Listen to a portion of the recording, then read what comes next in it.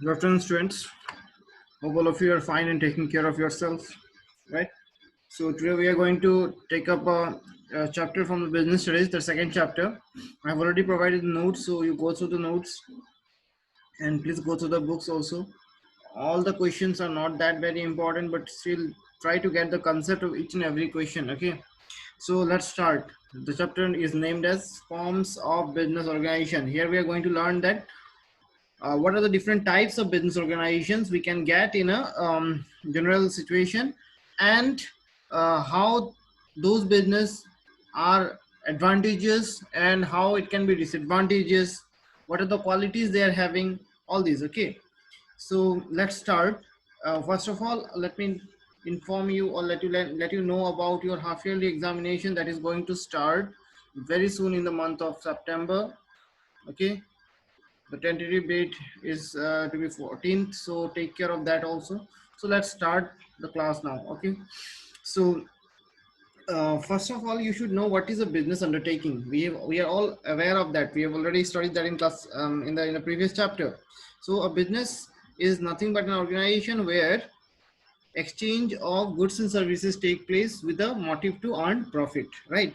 And now the ownership may be divided into basically three categories. One, where the ownership is totally in the private hand, that is the private sector enterprises. Okay, all the contribution will be done by the private owner, individual owner. He will take care of all the decisions, he will enjoy all the profits, he will suffer all the losses, all the risks will be borne by him. Okay, all these will be coming under the private sector enterprises. Clear? Okay, then comes the next one, that is private public sector enterprises. Public sector enterprises are those enterprises where what do we get, all the contribution has been done by the government. Okay, the government has contributed most of the um, investment.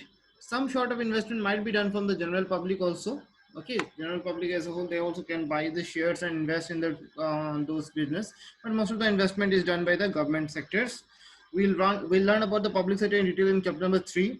Okay, so we'll not discuss much here. And the third one is joint sector enterprises, where a private individual and the government both jointly join together and do the business, like um, ASCB, okay, Assam Electricity Board.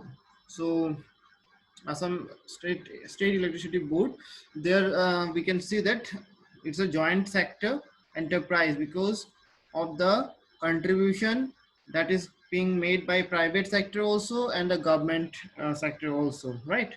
So that is a joint sector enterprise or organization. Okay, now let's come to the private sector one by one. We will see. First of all, we are going to learn about what are the types of private sector enterprises we can see.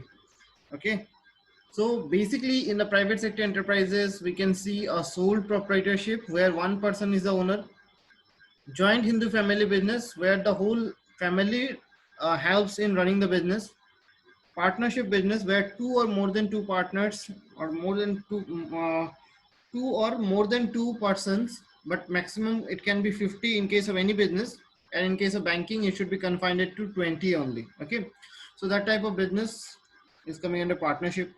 Cooperative, where the weaker section of the society, people belonging to the weaker section of the society join together, contribute little amount of money, and jointly they do some activities. It can be business activity, it can be their housing colony development, anything that is coming under cooperative organization. Then coming to the next one is a joint sector. Joint sector company refers to, it will not be joint sector, it will be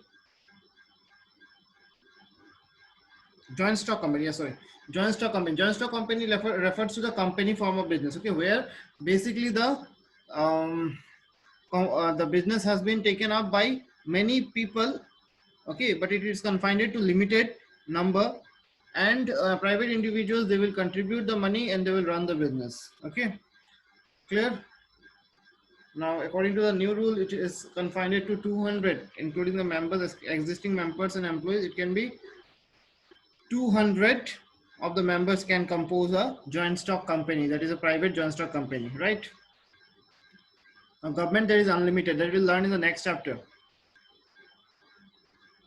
Okay, now coming to the next one, that is the concept of sole proprietorship. What is sole proprietorship? You can just understand the meaning soul. The meaning of soul means one. Okay, soul means single owner business, single owned business, private owner, that is an individual who will run his business on his own. He will contribute his own money. Okay, he can take loan and all, that is separate, but the contribution must be done by him. Okay, it will be managed by him, it will be controlled by him. Okay, and the risks also will be borne by him, and totally the profit will be earned and enjoyed by him. Clear? That is called a sole proprietorship business. Now what are the features of it? Let's see the features. First thing is a single ownership. Only one person will be the owner. He can have hundreds of employees under him, but the owner will be only one. Okay. Then individual risk bearing. Individual risk bearing means the whole risk will be in the hands of one person. Individual will be the risk bearer. Okay. One person will be the risk bearer of all the things. There will be no other person who is going to bear the risks on behalf of the individual. Okay. No separate legal entity. No separate legal entity means your business will not have any separate identity from you. Your identity and your business identity is inseparable. Okay, clear? The next, freedom of operation. Since you are the only owner, so as you like, you can open your shop. As you like, you can close your shop. There's complete freedom given to you. No one is going to interrupt you. Clear? The next, unlimited liability. What is the meaning of unlimited liability? Unlimited liability doesn't mean that your liability will never end. Okay, unlimited liability means the liability of the business will continue to go to your private property also. Okay, until and unless it is settled. Okay, until and unless your liability is settled. Okay, you'll be liable to pay. You'll be liable to pay even from your private property. Okay, there are business where business liability is limited only to the business house. Here, we'll discuss about that later. So in case of sole proprietorship, it is not the case. In case of sole proprietorship, whatever liability is there for the business, if you are not able to pay from the business, even by selling the shop, you are not able to pay, then that will come on your head, and from your private property, you have to give it. Okay. So that is the meaning of unlimited liability. Clear? So that is inherent in the sole proprietorship form of business. Then one man control. In sole proprietorship form, the whole control is under one man. He's a one man army. Okay. He will see everything. Clear? Then small in size. Generally small single ownership or one man ownership, you will find that it is very small in size. Okay. Sometimes it can go a little bigger, but that also as compared to the bigger organizations, very small in size. Okay. So generally they don't expand it too much. They don't bring a lot of changes. Even if they are capable of doing that, they will not do, because of the reason that when the business is expanded, it will become difficult for him to manage. Clear? So if you want to change a sole proprietorship, if you want to expand it more, then he will change the whole ownership form, and he might go for partnership or Hindu undivided family. Okay. Then coming to the next one, formation and closure. Formation and closure totally depends on the owner. Okay, you don't require any strict rules and regulations are not there. You don't require any government approval, exception of you are starting a pharmaceutical company or a wine shop or any such say petrol pump, and all those are licenses are all required. Other than that, general single ownership business don't require any special formalities and all. Okay, you can start according to your need and interest, and you can close it whenever you like. Clear? Then lack of business continuity. What happens, as I told you, that the formation and closure totally depends on your wish. So sometimes you might fall sick, or you will not be you are not interested in running the business anymore. So in that situation, what will happen? Totally your business will be closed down. Okay, the continuity of the business will be stopped. Clear? Then coming to the next one, merits. What are the advantages? Merits or advantages are the same thing. Okay, merits, advantages, benefits. Okay, all are the same thing. So what are the merits of sole proprietorship form? First thing, it's very easy to start and dissolve. Means whenever you like, you can start a sole proprietorship business, and as you like, you can dissolve, means you can close it down. Clear? So easy to start and dissolve. Clear?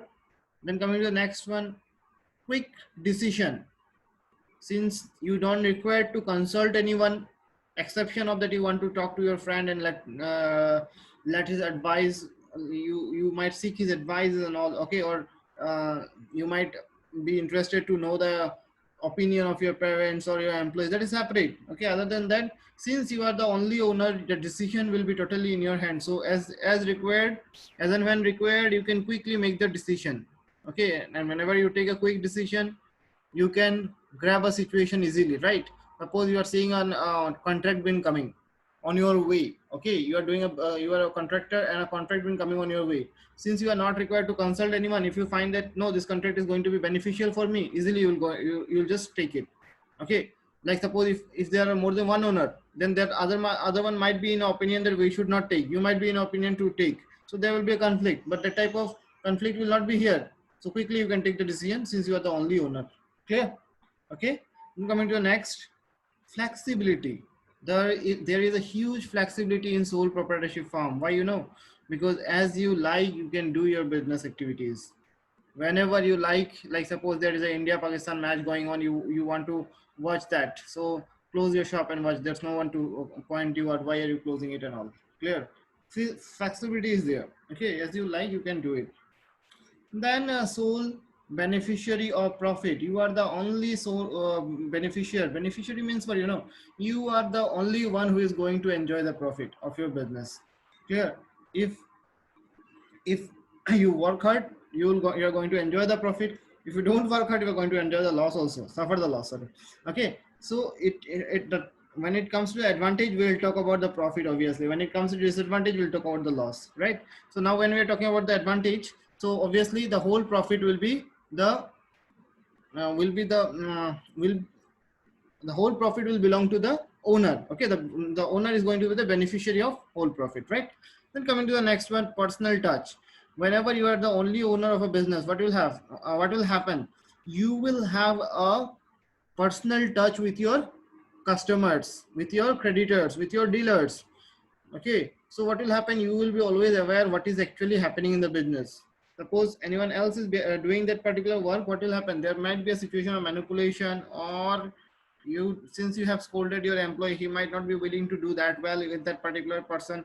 The trader might be very good, but your employee, since he want to have he has got one sense of revenge, so he might not perform well to make sure that you incur loss, okay. That type of situation can arise, okay. So to ignore those things in a sole trader business, what happens, since he is the only person, he will be looking over everything. So there is a personal touch with everything, so you the chances of this type of problems and all are almost negligible. Then secrecy, since you are the only owner, all the secret belongs to you, right? So if you want to disclose your secret, it will be totally up to you. Otherwise, generally a sole trader will not disclose it and will enjoy a complete secrecy.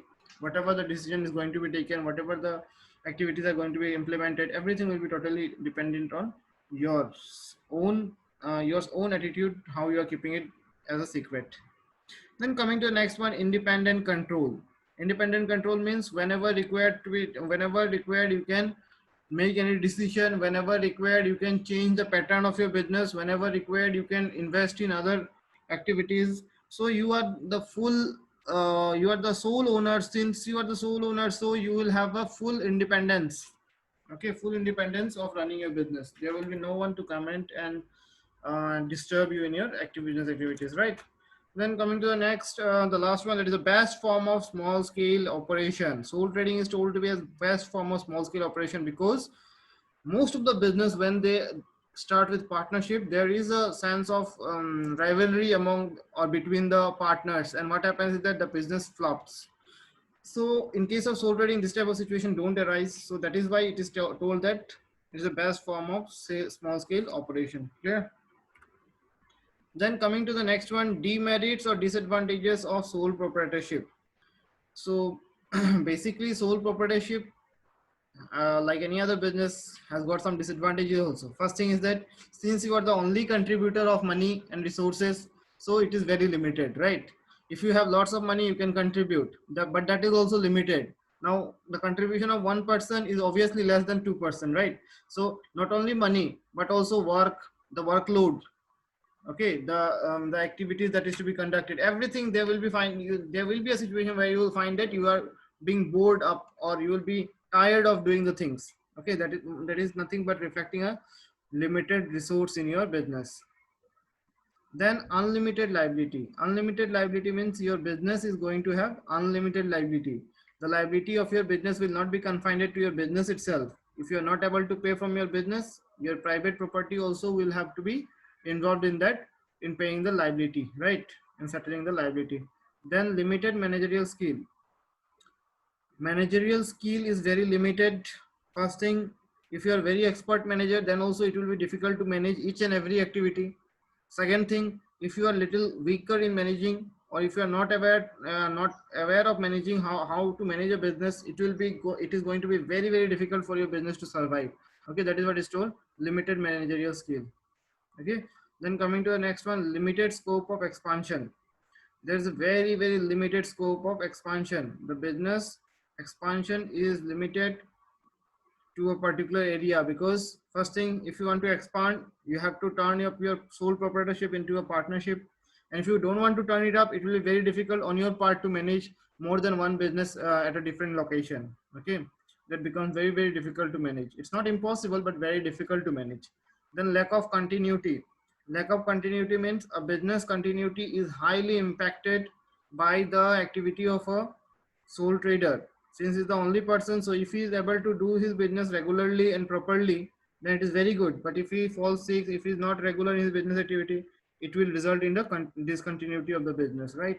So there's a lots of chances that the business may continue or may fall down also, right? The risk is high. So coming to the next one, now we are going to discuss the Hindu undivided family, or joint Hindu family business. Same thing, okay? Hindu undivided family or joint Hindu family business is the same name, right? So joint Hindu family business, as you can understand from the meaning, this is actually name which we have caught out of the traditional business activities which you generally see from Marwari shops and all. Okay, the whole family runs the business. In the morning, you will be seeing that the father is sitting in the shop. By the afternoon, you will find that the daughter is doing the activity, and by the evening you will find the son is doing. So in this way, the whole family contributes in the business activity. That is why it is called the joint Hindu family business. But there are certain rules in that also. Okay, let's see what it is here. The business carried on by the male members of Hindu undivided family, although it is not 100% true, the females are also involved. Okay, it's called joint Hindu family business. This form of business is governed by the Hindu Law Act. Okay, under Hindu law, there are two groups. Okay, there are two groups. One is Mitakshara, where the male is the sole person. Okay, Mitakshara system means where only the male will do the activities and they will be the owner of that. And the next one is Daya Bhaga, where the male and female jointly will do the activities. Daya Bhaga is commonly seen in a Bengali society. The common impact can be seen in Kolkata. Okay, so there it has been very prominent, where male and female jointly have the holding of the business properties and they do the activities jointly. Clear? Now coming to the features of joint Hindu family business, or joint Hindu undivided family business, or joint Hindu family business. What are the features? So the first thing is that you cannot become a member on your own.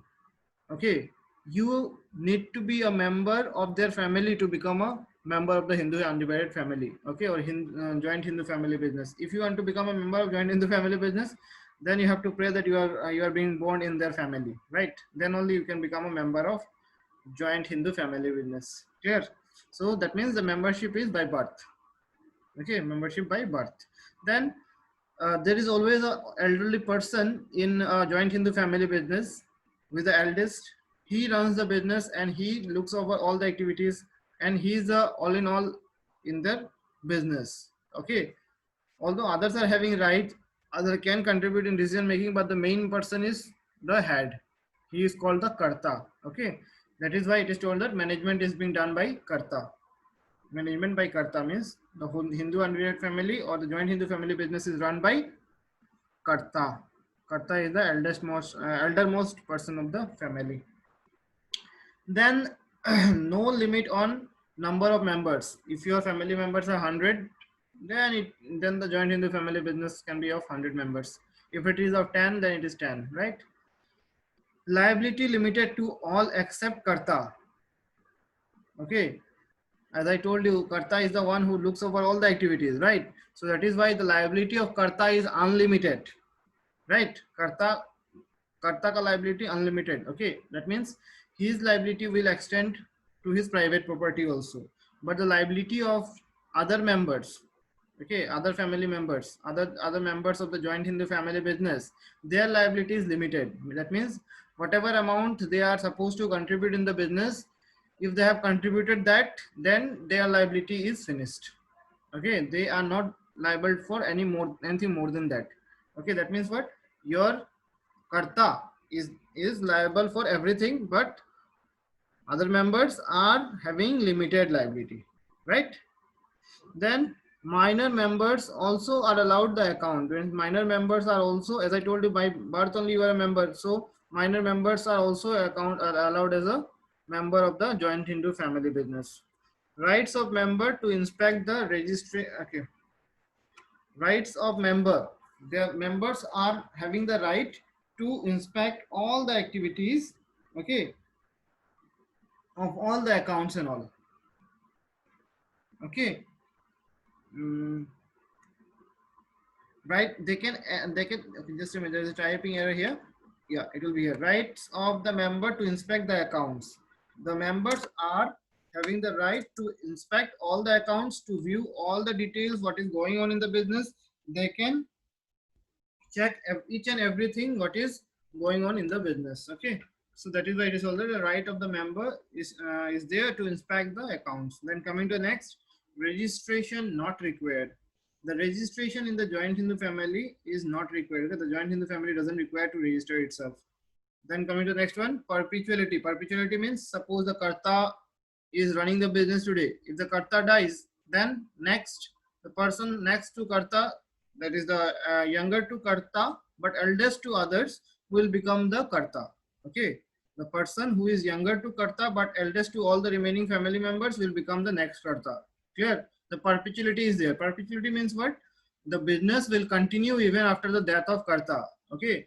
If the Karta is not there, there will be someone else running on behalf of Karta, right? Then coming to the next one, partnership. Now, what is partnership? See, partnership means what? Partnership refers to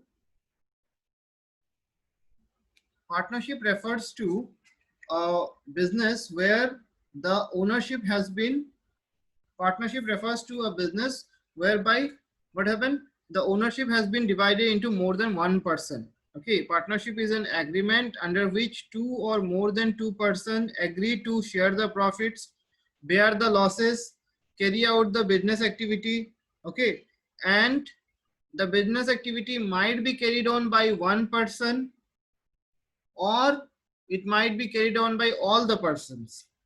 Okay, and it can be carried on by one person on behalf of all the partners. Okay, any one partner can carry on the business on behalf of other partners, or all the partners can act as a partner. Clear? Or all the partners can act as a active partners, means doing the daily activities. Clear? So partnership means a partnership is a relation where two or more than two. Now more than two, you should know that the maximum is 50 in any case of business, but when it comes to banking, it is only 20. Clear? They agree that they will share the profits, bear the losses, take all the risks. Okay, and there will be any one person appointed by all to run the business, or all might be taking the initiative in running the business. Clear? Now, what are the features? Coming to the features, basically this particular type of business can have maximum 50 and minimum 2 members. There should be minimum 2 members to run a partnership firm. Okay, the maximum is 50, and remember, in case of banking, it is 20. And this has been highlighted in the Companies Act 2013, not in the Partnership Act 1932. The Partnership Act 1932 is not speaking anything about the limit, about the number of partners or members. Okay, it is the Companies Act which is talking about, and the latest Companies Act 2013, it is talking that a partnership firm can have maximum of 50 members in any form of business. Obviously, the minimum is 2, right? And in case of banking business, it can be maximum of 20. Clear? Then coming to the next one, agreement. Partnership is formed out of an agreement. That is an agreement where the details of the partners are written, who is going to manage which business, how they are going to run the business, who is going to bear the loss, who is going to bear the profit, and all the details will be given there. Okay, that is the agreement where the partner will agree to run the business under the certain guidelines set by them. Clear? Okay. So that so this particular agreement becomes a base of the partnership form, and it is also called partnership deed. Okay, partnership deed. Then coming to the next point, that is lawful business. Any partnership form, it can be told that you are in a partnership form whenever or when a situation is there that your business is lawful. Lawful means legal. Okay, if your business is legal, then only you can consider that. Then only you can consider that you are in a partnership form. Illegal business will not be taken as a partnership business, right? Then coming to the next one, profit sharing. A partnership form, in a partnership form, the profits are generally shared either equally or on a set ratio as decided by the partner. It can be equally or depending on the ratio as has been decided by the partners. Okay, they will share the profits and losses on the basis of the agreement, how they have decided in whether it can be equally or it can be on a set ratio. Okay. Then liability. The liability of the partnership firm is unlimited. Instead of liability, I'm mentioning it unlimited liability, so that will be better. So that the liability generally remains unlimited to the partners. Okay, until and unless it is being specified to a particular partner that his or her liability is limited. Okay, until and unless it is very much signified that his or her liability is limited. Okay, limited. Other than that, if it is not specified, then the liability of the partners are going to be unlimited. Clear? Coming to the next one, that is a mutual agency relationship. Mutual agency relationship means the relationship is a is based on a mutual understanding and cooperation. If there is no mutual understanding and cooperation, your business will not exist. It will not last for many days. Clear? So that is what is told here. The business is totally dependent on mutual agency relationship. Clear? Mutual agency means individually they will take on their own initiative to keep a mutual relationship in the business so that there is no disruption, no disturbance in the business. Okay. Then coming to the next one, non-transferable interest. Like suppose any student is there, I'm taking a student name A. Okay, you cannot say that instead of my play in my place, my someone else will relative will come and join the school and he will study, and later on some other day I will also come. You cannot say that. Okay, in the same way, partnership form also, you cannot give your share to someone else. You cannot say that in my place now he will be the partner. No, you cannot do that. If all the partners agree, then that is separate. Okay, other than that, you cannot transfer your interest, means you cannot transfer your rights and liabilities and all the agreement, whatever is there on the basis of you. Okay, that cannot be transferred to anyone else. Okay, that is what is told here, non-transferable interest. Then registration. Generally, partnership firm doesn't require registration, but if you register a partnership firm, you will have many advantages that we'll see later. Okay, so the registration of partnership firm in India is not compulsory, but you should register a partnership firm so that you can get the benefits of registration. Like any legal problem arises, you can go to the court and you can solve it if the firm is registered. Then coming to the next one, management. The business is being managed by either any one of the partner on behalf of all, or all of the partner as a whole. They can manage the business. Clear? Then risk bearing. The partnership firm, in the partnership firm, until unless it is specified to a specific partner that he will not bear a risk, generally all the partners are liable to bear a risk. Okay, all the partners are liable to bear the risks of the business. Clear? Then coming to the next one, the merits of partnership firm. Now, what are the merits? What are the advantages of partnership firm? First one, easy to form. It can be easily formed. Okay, any partnership firm, if you want to start it, you can easily start it without any government interference, without any specific formalities and all. Obviously, if you are going for some specified businesses, I already told you, like where the licensing and all is required, that is separate. Other than that, normal other business doesn't require any specific rules and regulation to form it, right? You can easily form it as and when you require, okay, as and when you feel it comfortable. Clear? Is it clear? That is easy to form. The next one, large financial resources. Since the ownership has been divided now, more than one partner is there, more than one individual is the owner. So that means what? The resources will be more. Okay. One is better than two, or two is better than one. Obviously, two is better than one, right? So if you are having partnership of say 10 people, then 10 people will contribute. If 10,000 also, it is becoming 1 lakh, right? So that is what the advantage of partnership is there, that the resources will be more. Not only the money matter, but running the business, managing the business also, it will be easy. Clear? It will be easy because the resources are large. Okay, large financial resources. Then coming to the next one, risk sharing. Since the ownership has been divided, so the risk also is being divided. In sole proprietorship, what was the biggest disadvantage? That the whole loss belongs to the sole trader, right? If it is a profit, then he will enjoy it. But if it is a loss, the total loss will belong to the sole proprietor. But in case of partnership, what happens? The profit, no doubt you are sharing it, but the advantage is that the risk also is being divided. Okay, so if the loss is 10,000 and if 10 people are bearing it, what will happen? Suppose if everyone is bearing equal loss, then it is only 1,000 loss for individual. So 1,000 loss is okay, but 10,000 loss is huge, right? Then division of work. Division of work means, as I already told you in the point number 2, that when you have more than one owner, what happens? The resources will be more. So the working people also will be more.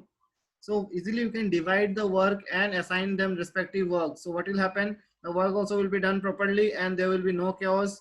Moreover, it can be monitored and checked properly. That is the biggest advantage. Monitored and checked properly. Clear? The next one, motivation.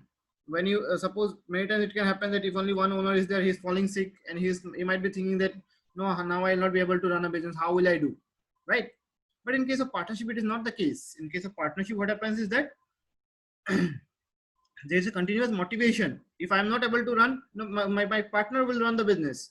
If he is not able to do, someone else will do. So there is a motivation that we can do together. Not only that, a big assignment if it is there, then also you can go for it because you are motivated by large resources, not only financial but human resources also. Okay. Then coming to the next one, flexibility. Flexibility means in a partnership also you can, as and when required, you can change your partnership deed or partnership agreement and you can change the rules and regulation of the business. Obviously, in the consent of all the partners. Individually, you cannot do. Clear? Then next one, more scope for expansion. Now, suppose 2 or 3 partners are there. Now, if you are thinking that your business can expand, and then you can what you can do is that your business, suppose it is in Silchar, you can start one in Karimganj and other one in Hailakandi, and one partner can see in Karimganj, other one will see in Hailakandi, and you can see in Silchar, right? So that in that way you can expand your business, and both Silchar, Karimganj, Hailakandi, all the areas you can expand. You can expand your business, and you can have more and more profit, right? Coming to the next one, disadvantages or demerits or limitations of partnership firm. Now, what are the shortcomings? Also, you can say, okay, shortcomings of partnership firm. First thing is that unlimited liability. The liability of the partners are unlimited unless it is specified that only one partner is having limited liability. It is going to be unlimited for everyone. That means if they are not able to pay the liabilities from the business, they will have to sell off their private properties to pay the liability of the business, right? Then comes the next one, non-transferability of share.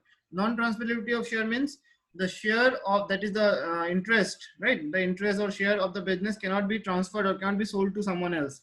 Suppose you might be in requirement of money and you might think that I'll share my portion of contribution in the business to someone else and get some money. You cannot do that. Okay, you cannot do that. The transferability is not allowed. So that is also a disadvantage. The transferability of share is not allowed. Clear? Then coming to the next one, dispute among partners. Dispute among the partners means many times it happens that, as I told you in case of sole trading, that a partner, when there is only one person, he will decide everything. No problem in that. But whenever there are 2 or more than 2 heads, what will happen? They will have their own opinion. And in some cases, they might feel that no, my words are not taken, or my value in the business is not there. So they might have a sense of insecurity, and that might lead into arising of dispute among the partners and ultimately the closure of the business. Okay, business bhi band ho sakta hai.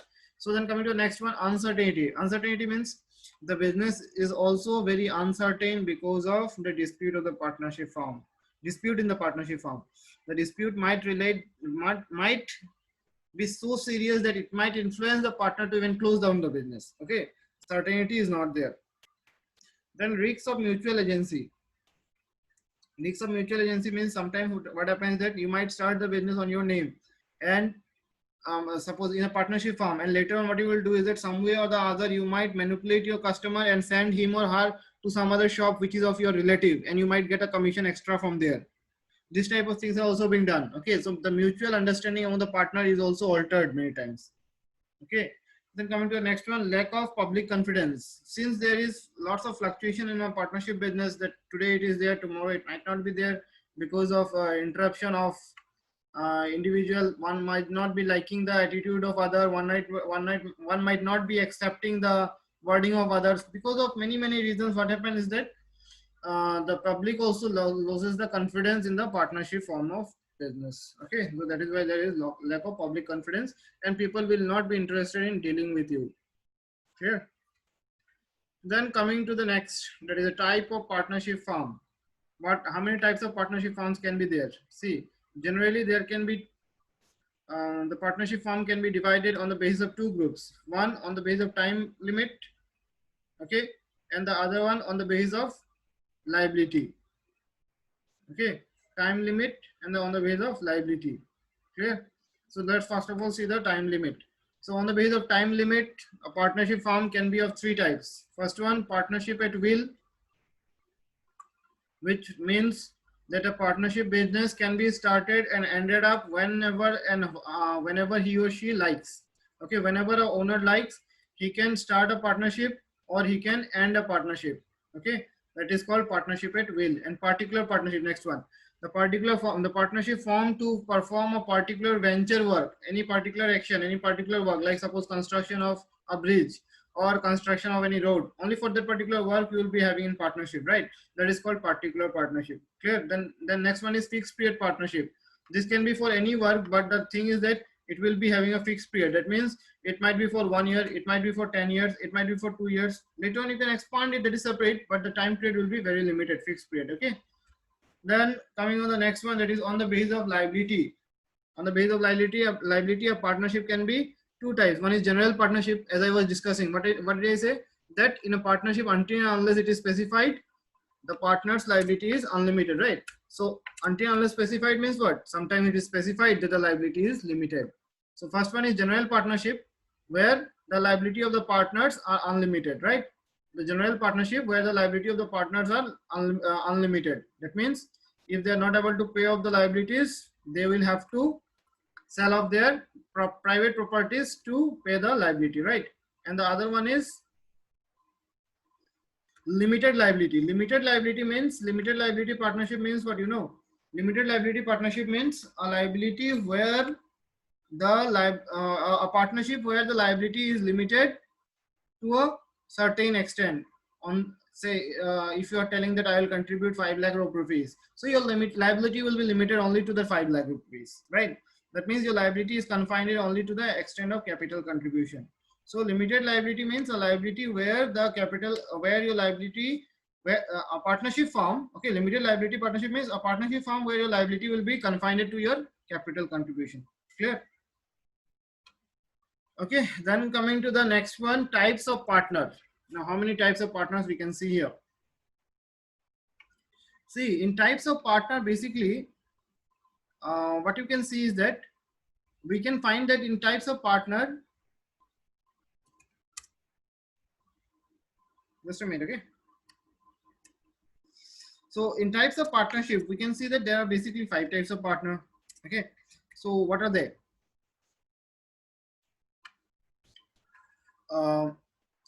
First one is active partner, a partner who does all the business activities and contributes everything. Okay, he might not contribute the money directly, but he will contribute in all the business activities. That is, he will be very active in all the actions. So that is why it is told that he is an active partner. That means he is performing all the works very actively. Clear? That is why it is called, that is why he will be called as active partner. Clear? Is it clear? Who is the active partner? An active partner is a partner who participates in the business activities, who actively participates in the business activities. Clear? He is an active partner. Next one is a sleeping partner, the one who will contribute the money, but he will not take part in the business activities. That is a sleeping partner. Okay, the partner who does not. Okay, it will be does not.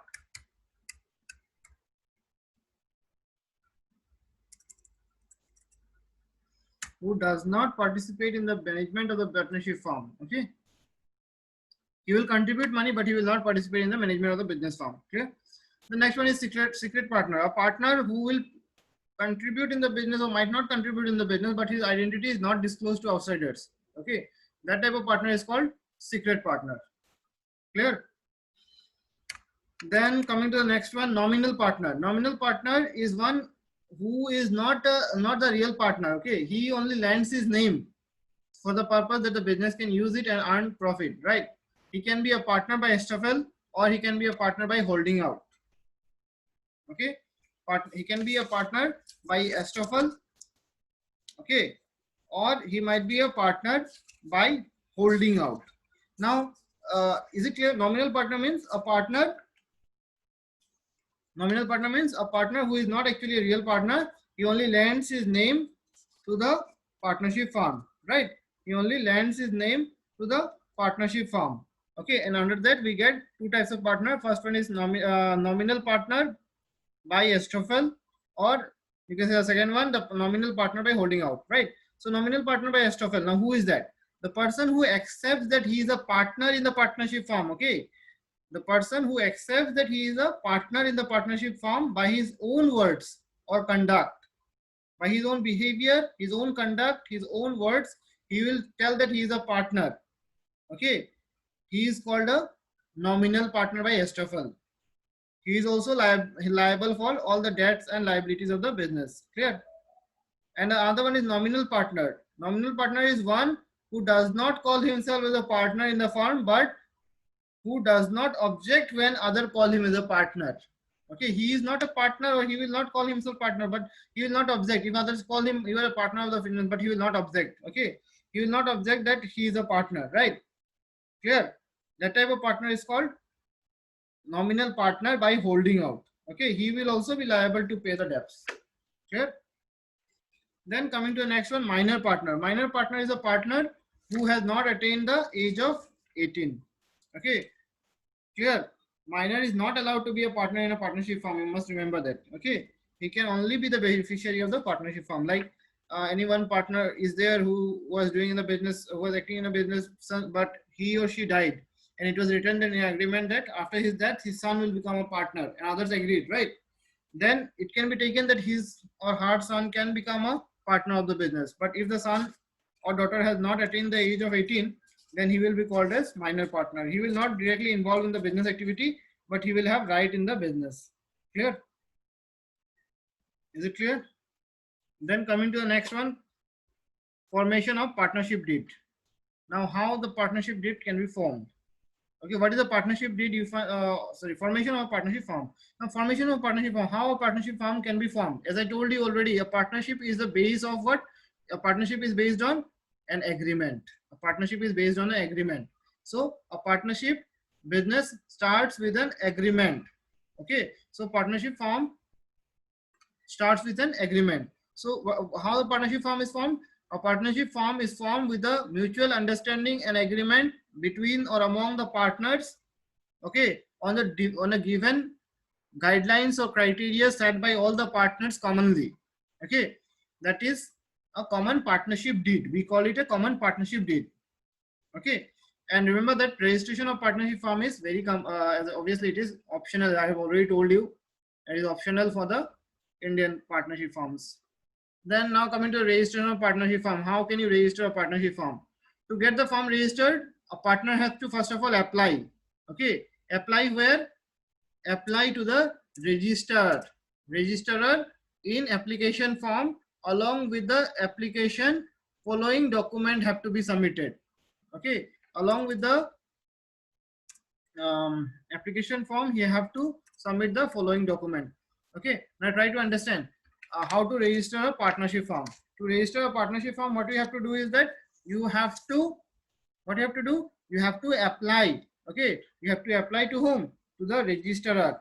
To the registrar, you have to apply to a registrar, and you have to seek, or you can ask for, um, you have to ask for the registration of your partnership firm. Okay, you have to apply for the registration of your partnership firm, and then first of all, what you have to do there is that you have to submit certain documents, furnish certain documents, right? So one by one, let's see those documents. What are they? Number one is address of the principal place of work, means the place where you are going to do the work, that should be properly mentioned. The full and proper address should be mentioned, the place where you are going to do the work.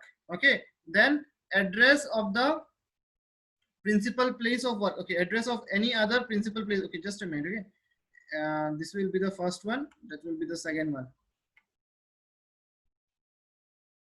this will be the second one. Address of any other place of work. So, like suppose if you are starting a business in Silchar, and if you want to continue the business in, say, Arangmara or Karimganj also, then what will happen is that first of all you have to do what?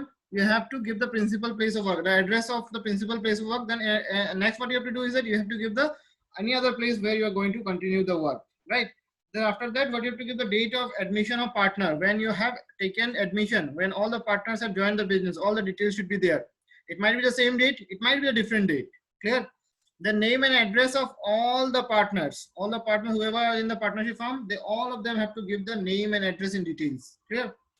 After that, the duration of partnership, how long you are going to continue the partnership, whether it is going to be lifelong or whether there is any limited time period, everything should be given there. Clear?